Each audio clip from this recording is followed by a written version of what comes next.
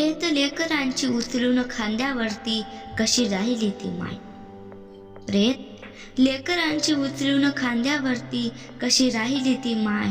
साऱ्या समाजाचं पोट भरणाऱ्या त्या भीम दुधावरची साय, त्या भीम दुधावरची साय. अध्यक्ष महोदय, पूज्य गुरुजन वर्ग आणि माझ्या प्रिय बालमित्र मैत्रिणींनो, सर्वांना माझा नमस्कार. मी दीक्षा प्रकाश गजभारे. आज मी आपल्यासमोर एका अशा तेजस्वी, त्यागमूर्ती आणि संघर्षशील स्त्रीविषयी बोलणार आहे, जिने आपल्या आयुष्याची घडी बाबासाहेब आंबेडकरांच्या कार्यासाठी अर्पण केली. त्या म्हणजे रमाबाई आंबेडकर, आपल्या लाडक्या रामू. जेव्हा आपण बाबासाहेब आंबेडकरांचे जीवन पाहतो तेव्हा त्यांच्या यशामागे असलेल्या दुःखाची सावली कुणाला दिसत नाही, पण त्या दुःखाला आपल्या हृदयात झेलणारी एक स्त्री होती, ती म्हणजे रमाई. गरिबी, हाल अपेष्टा, उपासमारीच्या संकटांना तोंड देत रमाईने बाबासाहेबांना शिकवण्यासाठी स्वतःच्या इच्छांची, गरजा, आकांक्षांची आहुती दिली. कष्ट सोशिले अपार भीमाची बनून सावली.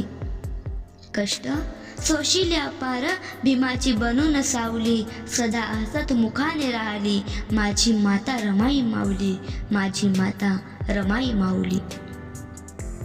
रमाईने किती कष्ट सहन केली. ज्यावेळी बाबासाहेब इंग्लंडला शिक्षणासाठी गेले त्यावेळी रमाईने आपल्या पोटच्या मुलांना उपाशी झोपवलं, पण कधीही बाबासाहेबांच्या शिक्षणाच्या आड आली नाही. गरिबीला शरण गेली नाही, दुःखाला खतबल झाली नाही, कारण तिला माहीत होतं की बाबासाहेब फक्त तिचे पती नाही तर संपूर्ण समाजाच्या उद्धारासाठी जन्मलेले तेजस्वी योद्धा आहेत. साहेब थकून यायचे, डोक्यावरच्या जबाबदाऱ्या मोठ्या होत्या. समाज उद्धाराचा वसा घेतलेल्या बाबासाहेबांना अनेक संकटांचा सामना करावा लागला, पण रमाई नेहमी त्यांच्या सोबत होत्या. त्या नुसत्या पत्नी नव्हत्या, तर त्याग, संयम आणि प्रेरणेचा दीपस्तंभ होत्या. गरिबी जरी त्या संसारात होती, रमाची भीमाला तरी खंबीर साथ होती. गरिबी जरी त्या संसारात होती, रमाची भीमाला तरी खंबीर साथ होती.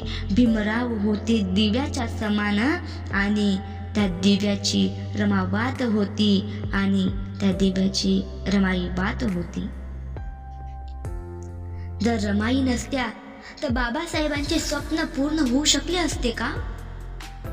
त्यांनी शिक्षण घेताना, समाजासाठी लढताना अनेक संकट पेलली, पण त्यांच्या पाठीशी उभी असणारी ताकद म्हणजे रमाई होती. आज आपण रमाईकडून काय शिकायला हवं? बाबासाहेबांसाठी त्यांनी स्वतःच्या आयुष्याचा त्याग केला, तसंच आपण समाजासाठी काही करण्यास तयार असायला हवं. रमाईने बाबासाहेबांसाठी आणि या समाजाच्या उद्धारासाठी जो त्याग केला त्याला माझा सलाम आहे. त्यांनी भलेही आयुष्यात खूप हाल अपेष्टा सहन केल्या, पण त्या इतिहासात संघर्ष आणि त्याग यांची सावली म्हणून अजरामर राहतील. संकट आली, उपासमार झाली, पण रमाई डगमगल्या नाहीत. रमाईने कधीही परिस्थितीसमोर हात टेकले नाहीत. त्यांनी संघर्ष केला. रमाई ही फक्त एक स्त्री नव्हती, ती संघर्षाची मूर्ती होती. ती त्या काळातील सावित्रीबाई फुले होती. ती डॉक्टर बाबासाहेब आंबेडकरांचा आधारस्तंभ होती. आज आपण सर्वजण ठरवूया की रमाईच्या त्यागाचा आदर करून बाबासाहेबांच्या विचारांना पुढे घेऊन जाण्यासाठी कटिबद्ध राहू. रमाई, तुमचा त्याग अमर राहो, तुमचे बलिदान व्यर्थ जाणार नाही. शेवटी मी एवढंच म्हणू इच्छिते, ती होती मायेची सावली, मातृत्वाची ओवी. ती होती मायेची सावली, मातृत्वाची ओवी, माझ्या भीमाची रामू, दीन दुबळ्यांची आई, माझ्या भीमाची रामू. दिन दुबळ्यांची रमाई, दिन दुबळ्यांची रमाई. माते, ज्यांच्यासाठी केलेस तू कष्ट दिनरात, तीच तुझी लेकरं आज नाही एका विचारात. माते, ज्यांच्यासाठी केलेस तू कष्ट दिनरात, तीच तुझी लेकरं आज नाही एका विचारात.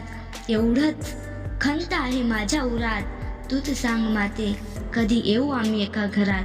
तूच सांग माते कधी येऊ आम्ही एका घरात, कधी येऊ आम्ही एका घरात. जय हिंद, जय भारत, जय संविधान.